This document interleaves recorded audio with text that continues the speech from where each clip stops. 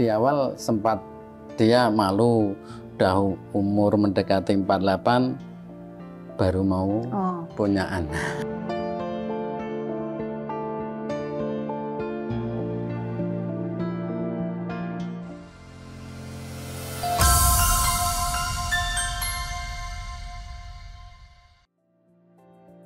Assalamualaikum, halo pejuang tangguh dimanapun Anda berada.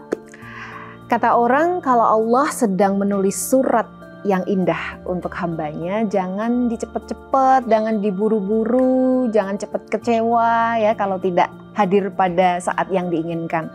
Karena kalau tidak mungkin nanti suratnya jadi tidak indah.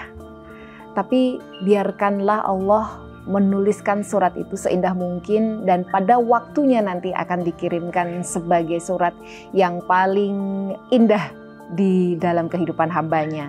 Begitu juga dengan pasangan Pak Edi dan Bu Kustinah yang menjadi tamu kita, yang mungkin tidak menunggu, tidak menanti, tidak berharap meskipun dalam hati kecil mereka menginginkan seorang anak selama 25 tahun.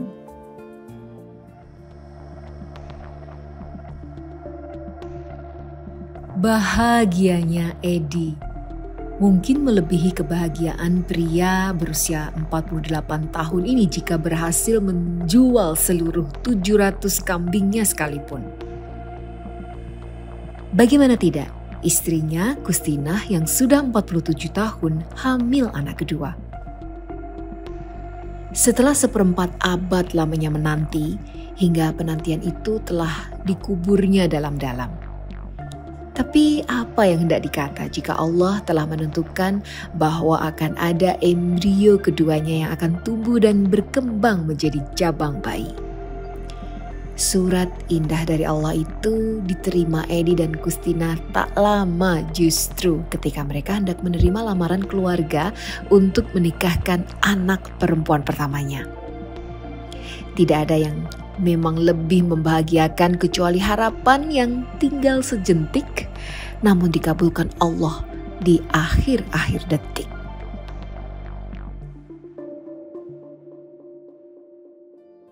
Kalau boleh cerita Bu Kustinah, selama kehamilan itu ya, karena kan banyak juga ya ibu-ibu yang hamil di usia-usia yang sudah dibilang sangat beresiko. Iya. Selama hamil 9 bulan itu ada yang dirasakan kesulitan-kesulitan enggak? Sama sekali enggak. Jadi Allah lancar pokoknya alhamdulillah lancar sampai lahir. Karena nggak ada preeklamsia, nggak ada darah tinggi, apapun ya. Artinya optimis ya Bu ya, bagi mereka yang hamil di usia seperti Ibu di atas 40 tahun terutama gitu. Semangat ya, insya Allah akan juga melahirkan dan bayinya normal, sempurna, tak kurang suatu apapun ya. Amin, amin ya Rabbal Alamin. Di awal sempat dia malu, udah umur mendekati 48 baru mau punya anak.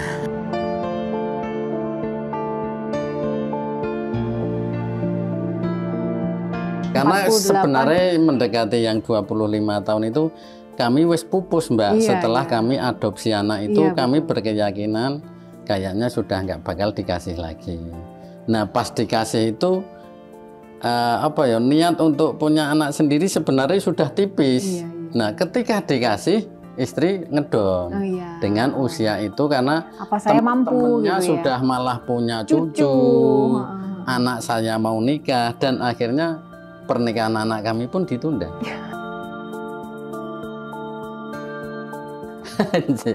Seperti itu luar biasa lah. Untuk menaikkan mental yang tadinya down jadi kemudian naik lagi. Itu ada kiatnya Mbak. Saya jadi waktu istri itu merasa malu, saya mikir malunya sama siapa Bu? Sama teman-teman katanya. Setelah pulang rumah sakit, teman semua tak undang ke rumah. Supaya memberikan motivasi termasuk teman-teman sekolahnya, teman-teman di WA group, sama saudara-saudara kandung kita tak suruh ke rumah, tolong kasih motivasi ke istri supaya tidak mengganggu kandungan anak kami. Jadi ketika dia semangat terus ya didukung sama teman-temannya yang tadinya dia pikir menimbulkan rasa malu tapi memberikan motivasi kan akhirnya berubah. Jadi lebih semangat lagi. Jadi Kalau menurut saya support system dari seorang suami luar biasa ya. Punya pemikiran visioner bagaimana membuat istrinya atau Bu Kustina dalam usianya yang sudah tidak muda lagi dan hamil muda gitu ya. Dan pasti gejolak hormon juga mempengaruhi kan Bu ya, perasaan-perasaan itu akhirnya malah udah diundang aja pengajian. Mana yang dipikir atau orang-orang yang selama ini yang bahkan bikin malu mana malah memberi motivasi ternyata, dan itu yang kemudian meningkatkan apa istilahnya kepercayaan diri Bu Kustina ya. Malah akhirnya dah apapun yang terjadi kisira-sira kita tetap lanjutkan kehamilan itu gitu ya. Pas hamil yang ini tuh dari awal itu ada rasa takut itu nyampe lahir itu saya ketakutan. Karena menerima informasi dari pihak rumah sakit, Mbak. Jadi kadang-kadang pihak rumah sakit itu menyampaikan berlebihan juga. Jadi apa itu, Pak?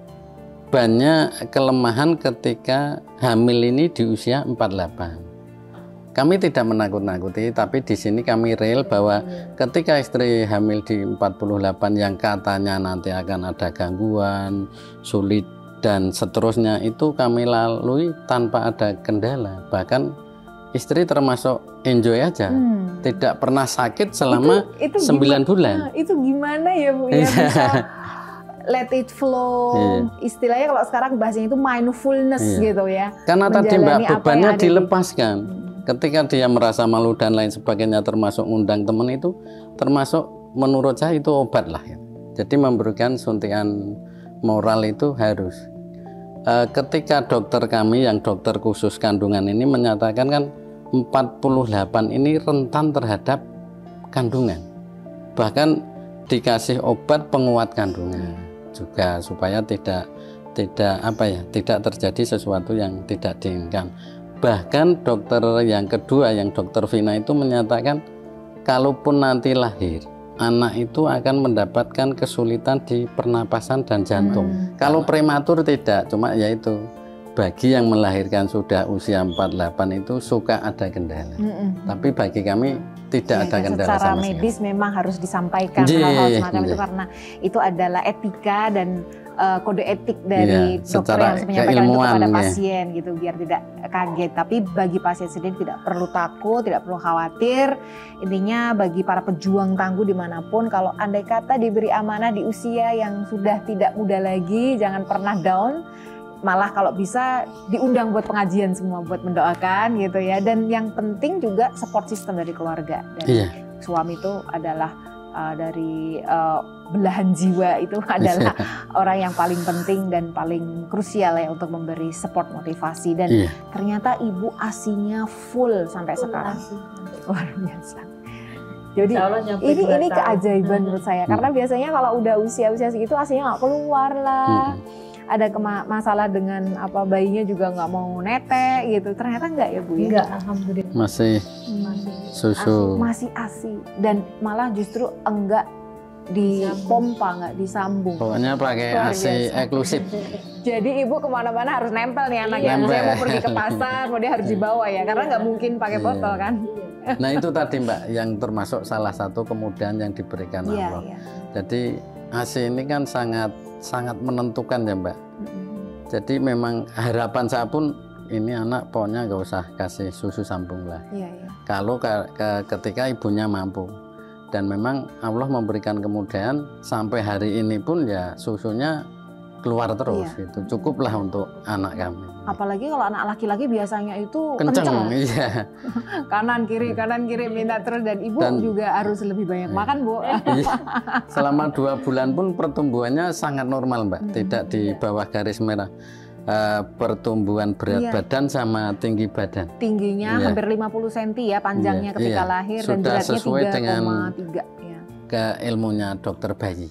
Jadi ketika kita berharap ridhonya Allah ini kan melalui ridho orang tua.